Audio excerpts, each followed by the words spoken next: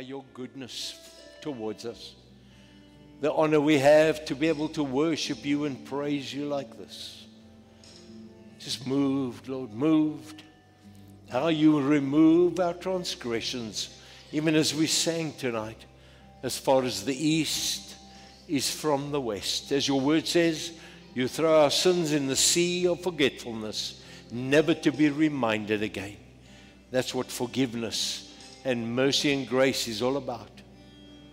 And Father, tonight I'm just so aware through your Spirit that there are people in this place tonight, even those that are watching by way of media even, that right now, Father, as we're praying and speaking to you and we've been able to sing these songs about your love, there are people that are in places in their lives and they don't know how to actually get back to that deep intimacy with you again. And tonight the message is God loves you and he doesn't hold a grudge. You can just turn your hearts over to me by one prayer and ask God to forgive you. And he will do it instantaneously. As he said to the woman caught in adultery, I do not condemn you. Go and sin no more. Thank you for your mercy, Lord. Oh, what a privilege to gather in your name. Don't take these times for granted, Father, that we're so privileged to connect with the King of all kings, the glorious Savior, in an atmosphere like this. Thank you. Come and have your divine way through your word. Come and wash us in the water of your word. Come and quench our thirst as we sang, because you are the thirst quencher.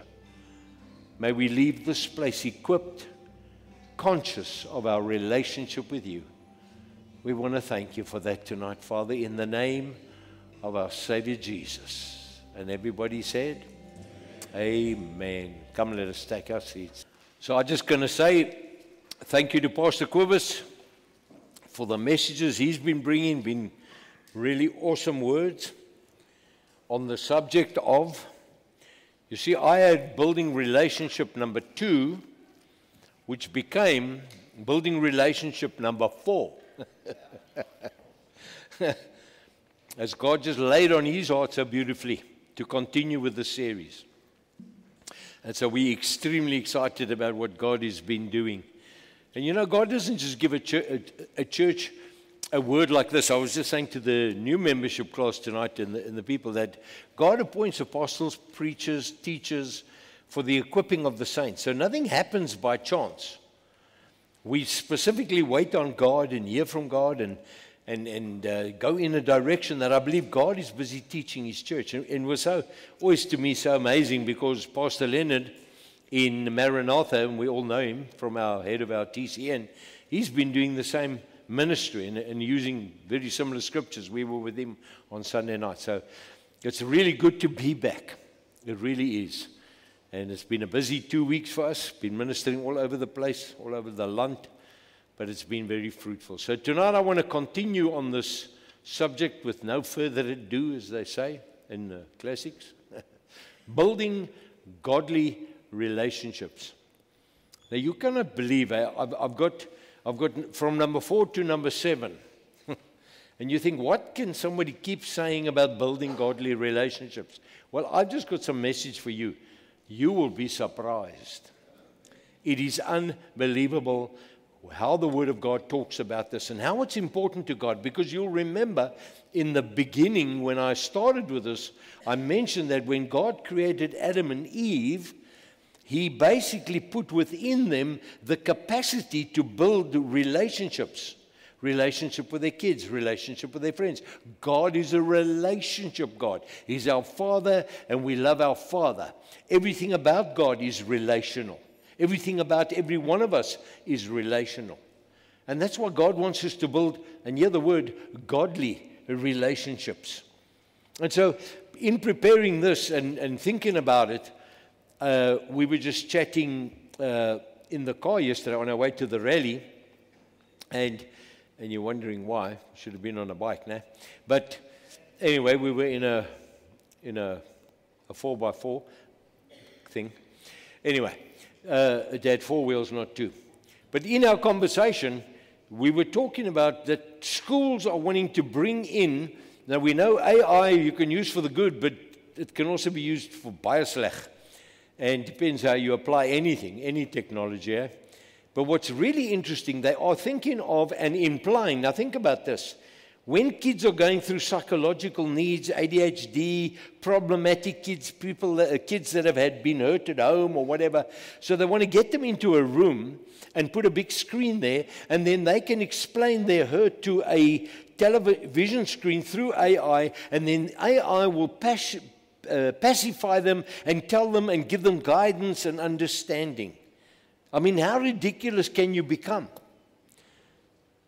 You see, the kid doesn't get eye-to-eye contact with human, doesn't get a human hug when it cries because it's using systems.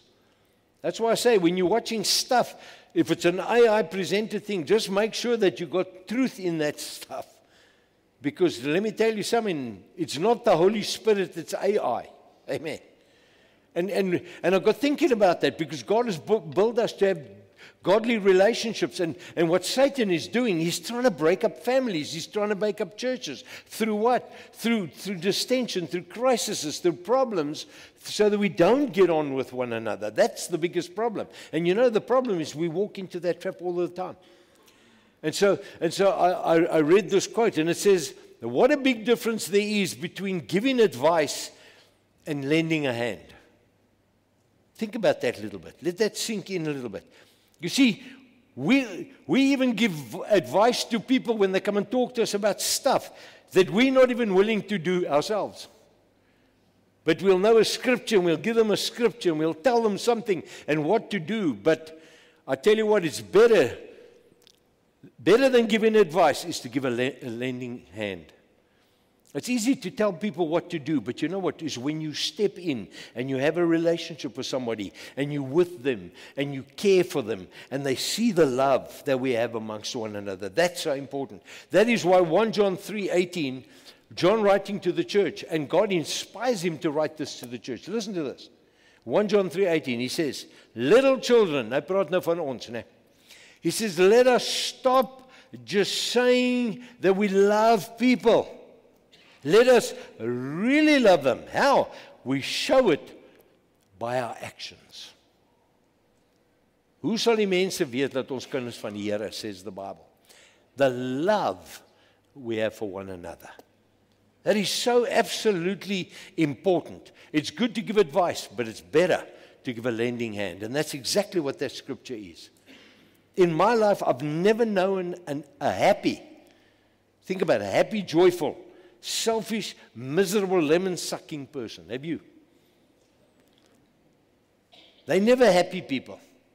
And God wants us to build godly relationships where we can continue and carry on with one another. So I read this article, and the guy, it's a psychiatrist, his name is Carl Menninger. And somebody came to him and asked him for advice, and he says, what advice would you give to a person, and what would you tell them to do if they felt a nervous breakdown coming on, or stress, or they couldn't cope? And you know what his answer was? Go ride a motorbike. He didn't say that. That's Lehman's advice, but it's really good advice. But you know what his answer was? Don't go and consult a psychiatrist. That's a psychiatrist telling you. Listen, don't go and consult a psychiatrist. Listen what he says. Lock up your house, go across the railroad, find somebody in need, and do something to help that person. Isn't that fantastic, eh? The best way to forget your troubles, let me tell you, is to help somebody out of theirs. There is just something that happens. And you know what? That is God's heart in action. Right there. That's exactly what God wants us to do. So, this is so precious, and it's a true story. In Seattle, they had Special Olympics, and they had 9 contestants, all physically or mentally disabled people. And they assembled at the starting line, and they were going to do the 100-meter dash. And the gun went off, and they all started. Not exactly in a dash, you can imagine now, eh? But with the determination to run to the finish line and try and win. And you can just check all these little oaks, and off they go. at a lekker spoed. And while they're running, all of a sudden they heard one of the boys, 8 years old, crying. And he fell and he rolled a couple of times and he got a little bit hurt. And all of these 8 of them stopped and turned around and saw him. And they all went back to the boy. And a little Down syndrome girl kissed him on the cheek and said, "Don't worry, it will be okay." And you know what they did? They all picked him up, dusted him off, and they hooked in arms, and they walked to the finish line, and they crossed the finish line together. You talk about incredible building godly relationships. They say here, everyone in the stadium stood, the cheering went on for several minutes. People who were there are still retelling the story, which you're hearing it tonight again. Why would this move the hearts of the people? I thought about it when I read it. Such a beautiful story. I've actually seen a clip about that thing. Because deep down in all of us, we know this one thing, is that it's the way that God has wired us up. What was the decision they made? To stop running and go and win, but come back and help somebody. It's because that's how we've been wired up. And let me tell you something. When you're not like that on purpose, a lot of the time, and it becomes a part of your lifestyle, you unwire yourself and you become a terrible, miserable person. And the world is full of them. Amen. Because what matters in this life? What's our greater worth and value more than just winning ourselves? It's lovely to win, and it's nice to win yourself. But what is greater than that? What really matters in this life is helping others win, even if it means slowing down and changing our own course. But to stop and help somebody else. We're talking about building godly relationships. I thought this quote was so good. It says, "A candle loses nothing by lighting another candle." Your light still burns. But when you light another candle, and he can burn, and he can light another candle, and he can light another candle, and it's so wonderful. The problem in society, everybody's snuffing out everybody's candle. Net my kers mag brand, nie julle sinne nie.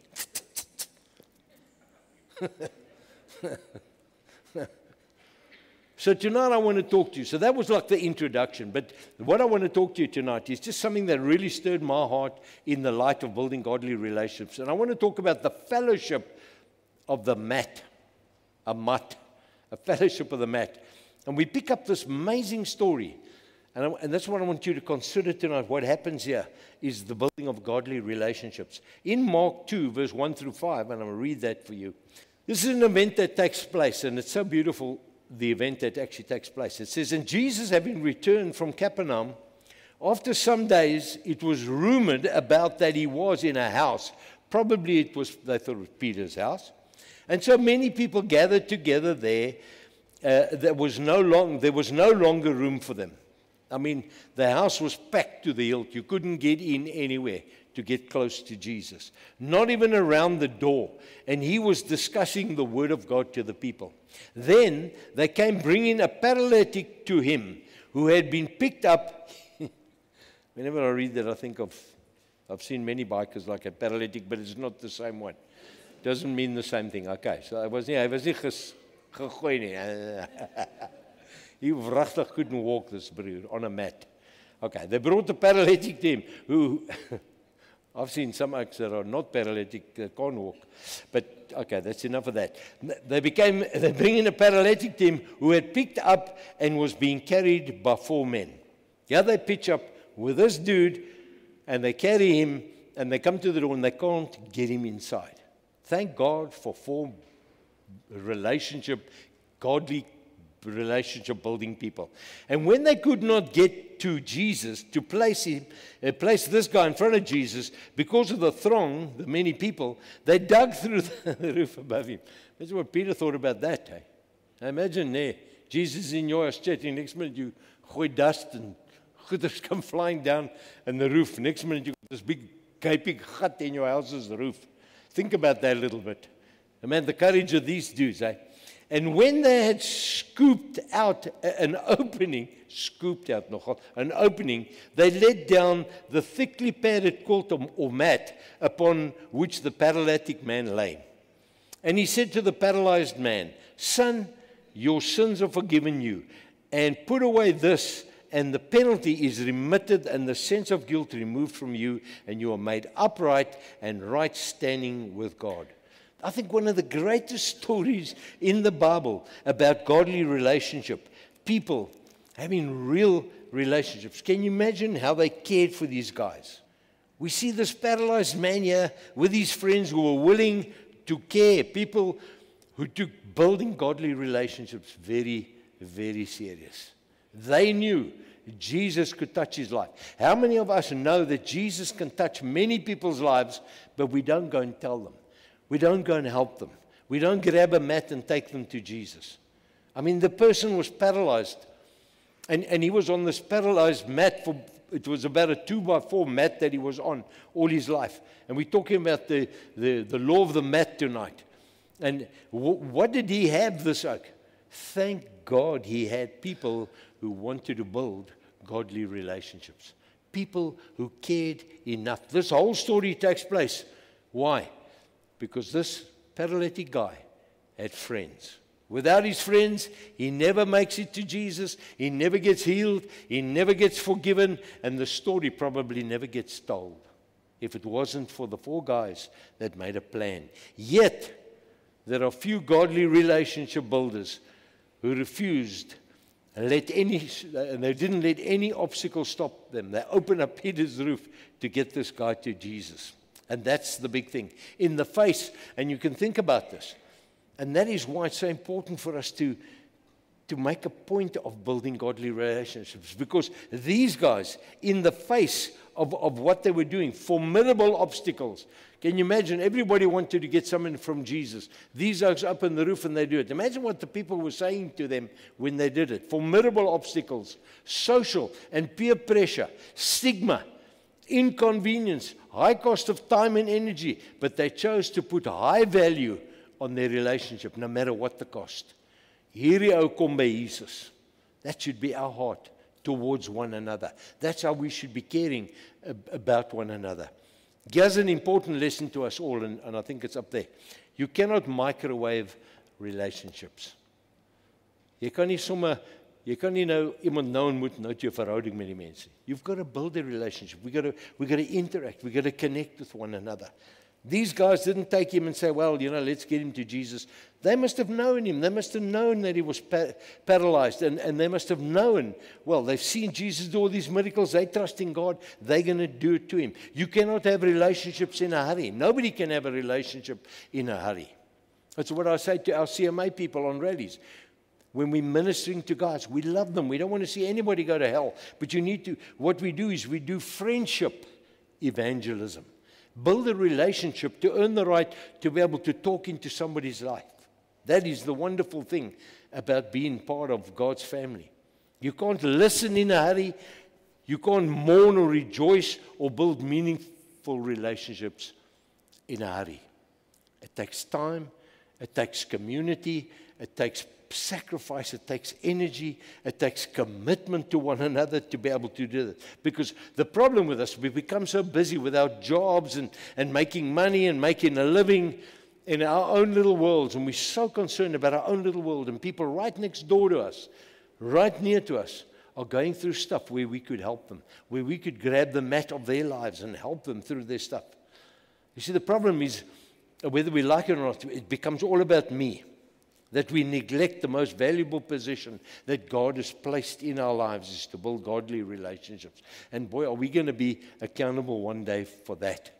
That's what God says. Love God, love others as you love yourself. Talk about having godly relationships. The truth is, every one of our lives have a mat, whether we like to know that or not. Every one of us have a mat. And so I thought about that, and I thought to myself, what are the mats that we have in our lives? And here's just a few. The mat stands for, what does a mat stand for? It stands for our human brokenness. Because I don't think there's anybody sitting in this church right now that has not had some brokenness in their lives. I've interacted for a long while with a lot of people, and when you talk about their life, some are so fortunate, and thank God for that, to grow up in a home where there's love and there's kindness and the Word of God is expressed there, and there's lots of care and a lot of protection. But you see, it's not the norm, unfortunately, in our society, that human brokenness. So many people are the way they are because of the way they grew up. Their lives are in a broken state. What about our imperfections? None of us are perfect. And so many people are walking around and you're embarrassed about stuff in your life, imperfections. And you keep hiding it and you don't want people to come out and know that. What about our failures? What about our bad attitudes? All of these things are the mats in our life. It's all what's not normal about you and I. You know that saying that I say? Everybody's normal till you get to know them. Nee. Almal is normaal tot jy hulle begin leer ken. The things we desire to hide about ourselves, those are the mats in our life. Maybe your mat is, and there is, maybe your mat is your temper. You can't control it, but you try and hide it. Maybe that's your mat in your life. What about, maybe it's fear of failure, fear of the future, fear of the past maybe, events in your life, fear of hurt. That can be a mat in your life as well. Maybe you're unable to trust people. Maybe it's a personal secret of some awful habit or something that you're still guilty about. When Jesus has cleansed you and He's removed your sin and He loves you and His mercy is new every morning, all you've got to do is to take it to Him. He's not going to hold it over your head. And we sang the song, He will remove your sin as far as the east is from the west. He's the one who gave the advice to Peter, and he said 70 times 7 you must forgive. If God can tell us to do that, believe me, that's what He does. And so we don't have to hang on to that stuff. The problem is most people, and hear this, we do mat management. Well, because we don't want to expose our lives. And we don't want people to know those things. And I tell you, a lot of people and avoid churches and avoid communities because they do mat management. Net dan kom dit uit wie ek nou eintlik is. And we carry stuff that God never intended you to carry. Amen. He wants you to lay it down at His feet and walk in an overcoming, victorious life. Isn't it lekker when you can say, my sins are forgiven, they're in the past, I can walk victoriously forward. Then every day wake up with this burden of something that God's never intended you to carry. Because the problem is everybody notices everybody else's mat. And they act as though they don't have a mat. Meantime, daar's 10 ouens in 'n kamer en almal dra 'n mat van iets. Maar ons dink is net die een ou se mat. Ai, die arme broer. Sy arme mat.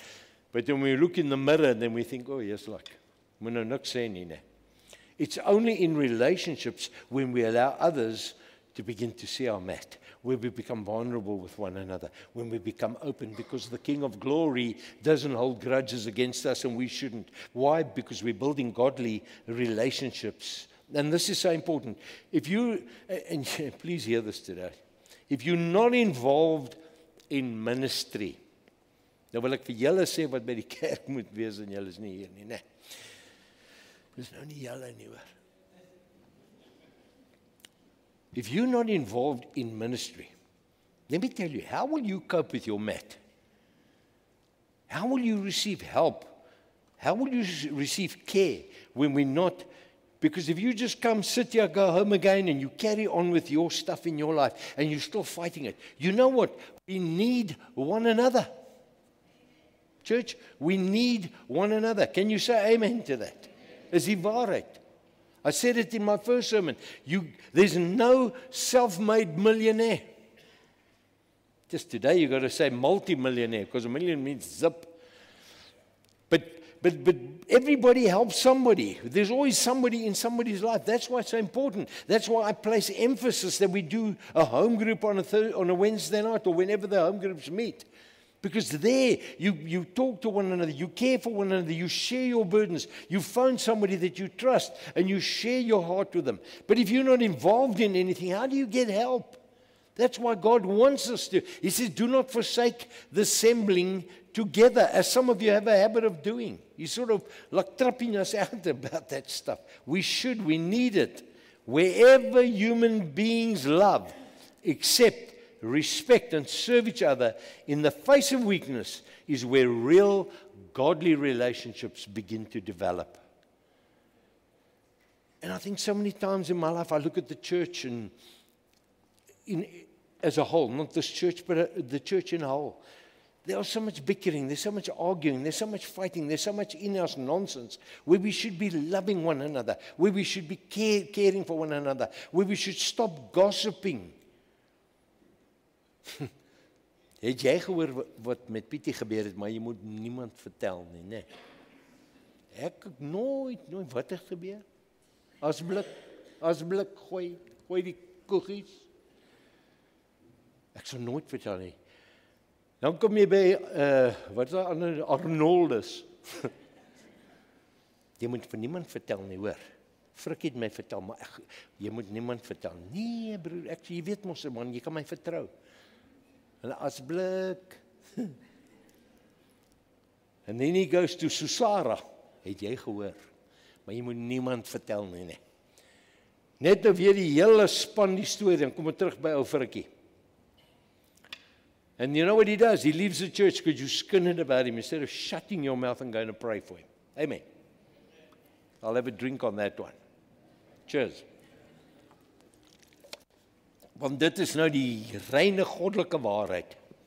If you want to build godly relationships, you can't always be the strong one. Amen.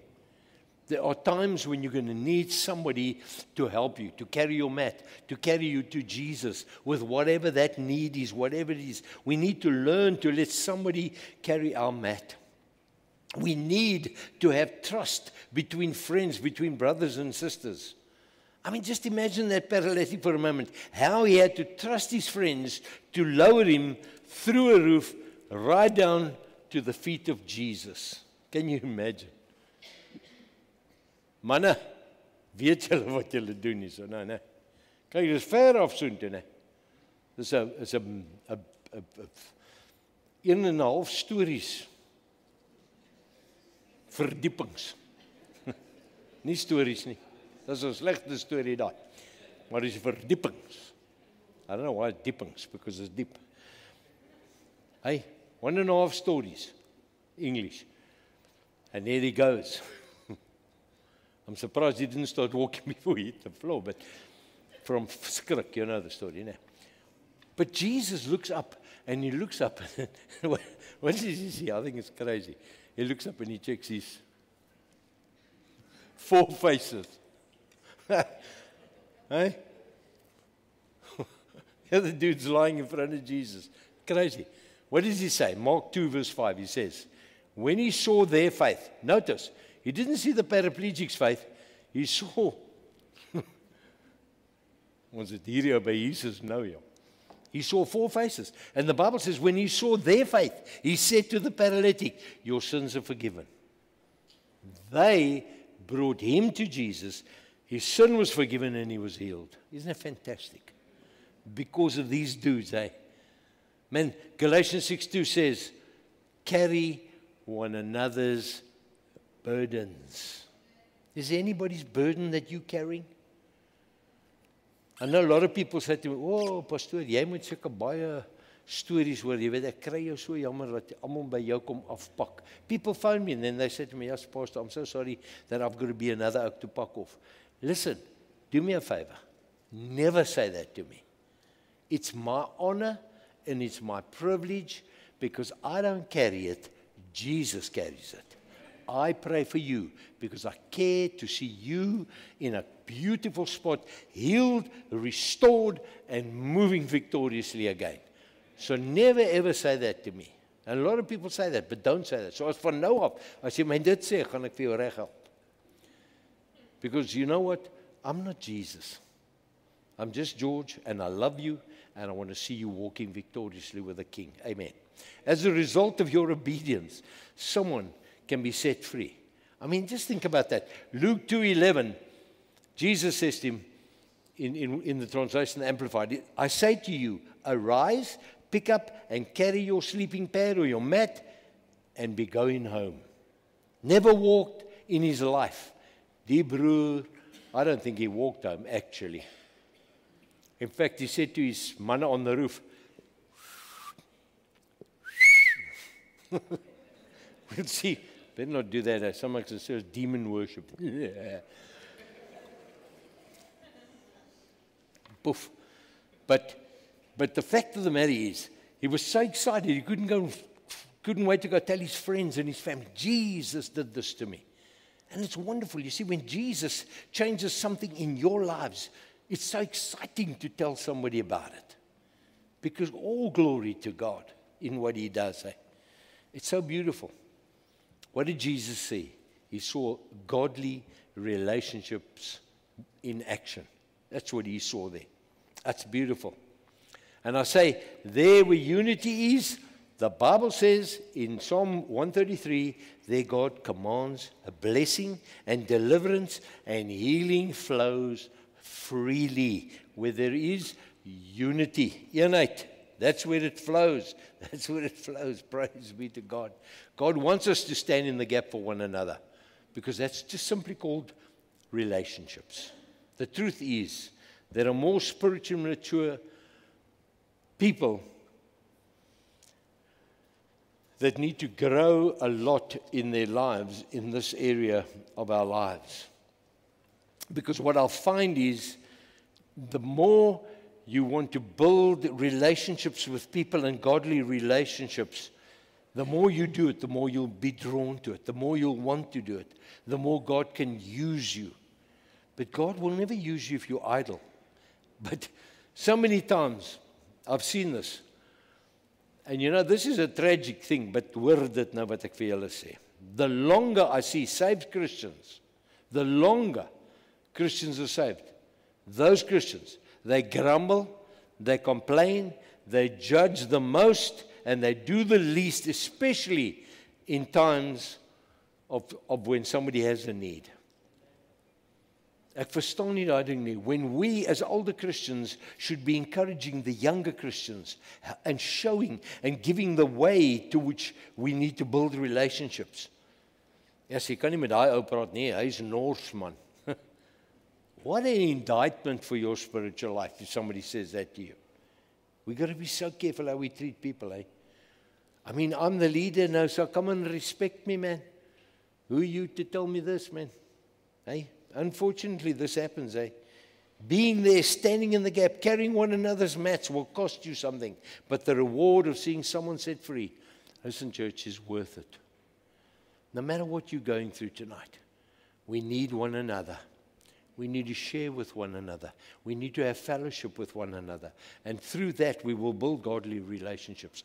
And so you'll be happy to know I'm going to close off now. So where's now? No, it's fine. And I'm going to close off with the scripture that I started off with. And I want you to meditate on the scripture tonight. And I really trust that through the Holy Spirit, you've heard something tonight with regards to building relationships. 1 John 3:18. And I'll close with this. Little children, let us stop just saying we love people. Let us really love them. Let us really carry their mat and show it. How do we do that? By our actions. Say with me, by our actions.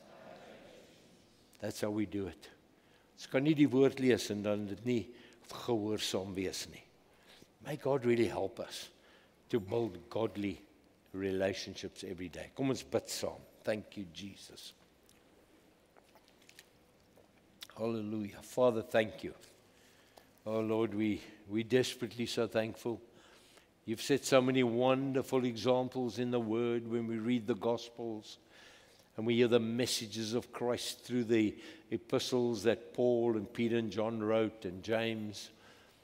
We're so moved by the wonderful way you set these beautiful examples for us as your church to live. And so tonight as we hear this word, Father, we cannot just hear a word like this and just leave and say we've heard something.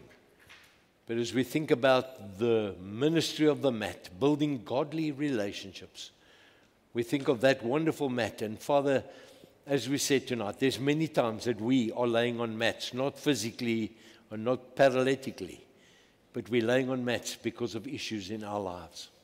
And how we need one another to stand in the gap for one another. But I want to pray tonight, Lord, and I start with myself. May I be the one, not because I'm the pastor, Father, just because I'm a human who loves others according to your word. And that each and every one sitting here tonight will make a decisive decision, an opsetlike besluite, to say, Father, from tonight, I'm going to look out for others. And Lord, if I'm not in a relationship with regards a home group, and my church attendance is not like it should be, Lord, I promise to pick up that slackness, because I understand we need one another. When I'm not in the corporate gathering, something goes missing, because you've planted us here, Lord. We thank you for that tonight. I pray a release of your precious anointing, your Holy Spirit, to take this message, build it into us, that we build the character of having and being known as people who live out godly relationships. Amen. Father, thank you. Yeah, Lord, we just want to say amen. We want to testify what you've done in our lives. Thank you, Lord. Thank you that we can build godly relationships. Thank you that we can be part of your family, that we can call you our friend because you call us friends too. Thank you, Lord, that we can love one another, that you just cleanse our hearts from anything, Lord, unforgiveness and bitterness and negativity, and just, Lord, that we will live the life that produces the fruit of the Spirit: joy, kindness, love, patience, generosity, self-control. Those things, Lord, in our lives. May we go into this week, be conscious about how we build godly relationships. And we ask it tonight, not we deserve anything, but by grace alone. In Jesus' name, amen. God bless you. Kickstand down by the old church pew, grease-stained hands in the mercy view. I ain't worthy, but the brothers cheer as the old man whispered, welcome here.